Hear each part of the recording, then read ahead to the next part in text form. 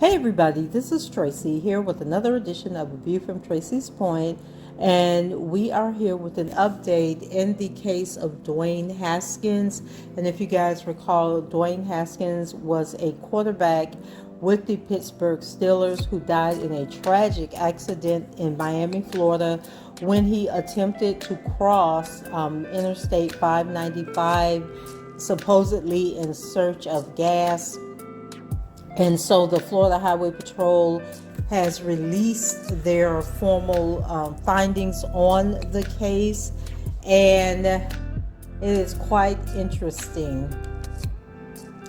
So according to a toxicology report, revealed that his blood alcohol content was between 0.20 and 0.24 when he died, which is up to 3 times the legal limit in the state of Florida. Wow. And I think this accident happened around 6 o'clock in the morning, and for him to have that much alcohol still in his system is crazy. And so Haskins was killed early on April 9th after a dump truck struck him on Interstate 595 near Fort Lauderdale in Florida. An official said was improperly on the roadway and had entered travel lanes into the path of the truck. He was also reportedly hit by a second car after the first impact and was found dead at the scene. Officials have not said why Haskins was trying to cross the highway early that morning, but according to Haskins' wife, and there was a 911 call that was released, she stated that she was on the phone with him and he told her that he was going to look for gas, and then I guess they hung up, or the call died or something, but she was unable to reach him after that, and so she called 911 and then was connected to the Florida 911 system, where they told her that there had been an accident on the highway near the location where she stated he was at, but you couldn't give her any more information, but that was what they were looking at, and then as it turned out, it was indeed him. And so a Steelers official told the medical examiner's office that Haskins had gone to dinner and then a club with a friend or a cousin of his the night before he passed away, and that the two had drank heavily before getting into a fight and separating. And so Haskins' death was ruled an accident. He was 24 years old, and I think a lot of people, including myself, was wondering if it was going to come back, that they were going to rule it as a suicide, because it just didn't make any sense that he was out there walking and trying to cross the highway at 6 o'clock in the morning. And then we were like, was there a gas can? People were saying, located. People were saying that there were no gas stations along the highway. And I've traveled 595 several times, but not really sure which section of the highway he was on, but it is a busy highway. And so the medical examiners also wrote in their investigative report that investigators found his car on the side of I-595 and that a female companion was inside the vehicle. And so they still haven't named who this woman is that was in the vehicle. And this was a story that was circulating about a week after, the news of his passing. And then all of a sudden the stories, the mainstream media wasn't carrying it. You had to, find like smaller news outlets and blogs to get this information about this woman. And so they're still not naming the woman. But he left her in the car while he left to go looking for gas. Haskins also tested positive for 2 drugs, ketamine and norketamine. And I think, isn't those the drugs that they gave to the young man in Denver who went into cardiac arrest and ended up dying, and the officers were recently charged, I believe, in his death? I believe that might be the drug.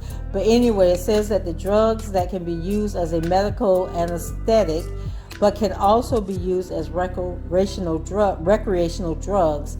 The toxicology report does not give any indication of why the drug would have been in Haskins' system.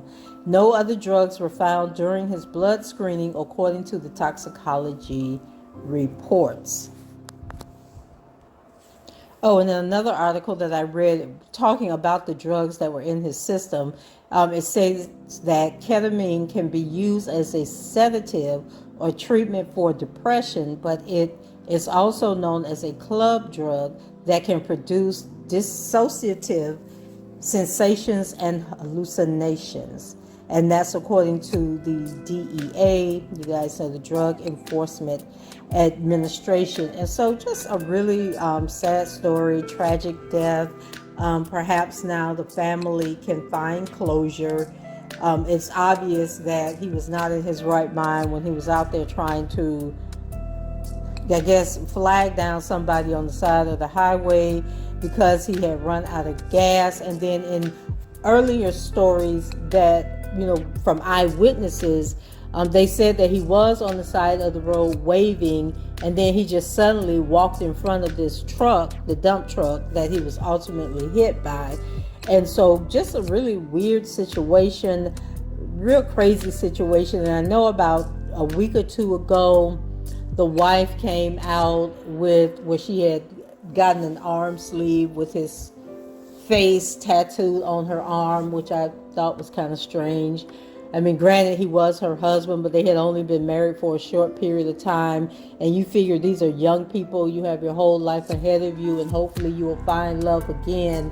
And so I'm not sure how many men are going to want to date a woman that has her deceased husband's face tatted on her body, but I'm not somebody that would get tattoos. And then I also had talked to you guys in a previous video about the family not going to the funeral that the wife had planned. They didn't attend his official funeral, but they did attend several other services that were held in his honor at his old high school, and I believe maybe at his alma mater they had a service, but I know there were like 3 other services that the family did attend, but they refused to attend the service that the wife had. And their reason for not attending was they were saying that they had never met her before, and that they didn't want their first time meeting her to be at their son's funeral, which kind of raised concerns that there was some contention,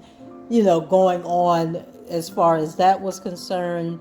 But they did start a foundation in his name where they're going to give scholarships out. So that's a good thing to come out of this. But it looks like, this is the final report. It was ruled an accident. He was intoxicated, seems to be heavily intoxicated.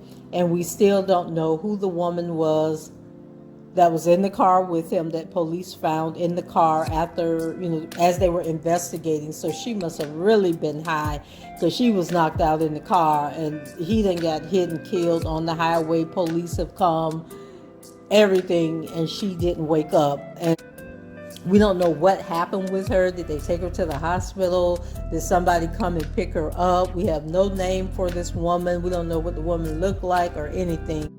And then keep in mind, the whole story about going to get gas is the story that the wife told the 911 operator. So to be honest, we don't even know if that's the truth or what was really going on that phone conversation that they had. We don't know if she knew about the woman in the car, if they were arguing, if she had spoken to the cousin who he had a fight with at the bar, and the cousin said, oh, he left with this woman. we still don't know, and if we don't know, that means that the Florida Highway Patrol doesn't know either. And he very well could have been arguing with the wife and then stepped onto the highway, and the whole story about him looking for gas was just something that she concocted. And as someone has said on another video that I was watching on the story, was that depending on how the Florida Highway Patrol ruled the death, it could definitely impact any insurance money that pays out, any insurance that he would have had with the NFL. And so, I mean, it's a long shot, but it is a possibility, because even with the story that the final report that we have here, we still don't know a whole lot, and we're just basically going by what has been reported, the wife with the 911 call. And probably the only way we'll ever find out is if the lady who was in the car passed out ever comes forward to tell, what she knew up until the moment that he got out of the car and walked away. And maybe the parents have spoken to the woman, and the woman has shared some information with them, which could explain why the parents refused to go to the funeral. Because I thought that was just a really, really, really harsh decision. It could have, other factors include the fact that there was a domestic violence situation about a year or so ago before they got married, I believe, after the domestic violence situation. Maybe the family was still upset about that. Maybe he had shared stuff with them that the domestic violence was ongoing. These are all questions that we will probably never have answers to. And so we just have to go with the information that we have here. And so just a really, really crazy situation, and a sad, tragic ending to someone who, had a promising career ahead of him. So that's it for me on this update, and we're going to close the story out. I probably won't be talking about it again. Go ahead, leave your comments below, rate the video, and subscribe to the channel if you haven't done so already. And until the next time, I shall talk to you guys later. Bye-bye.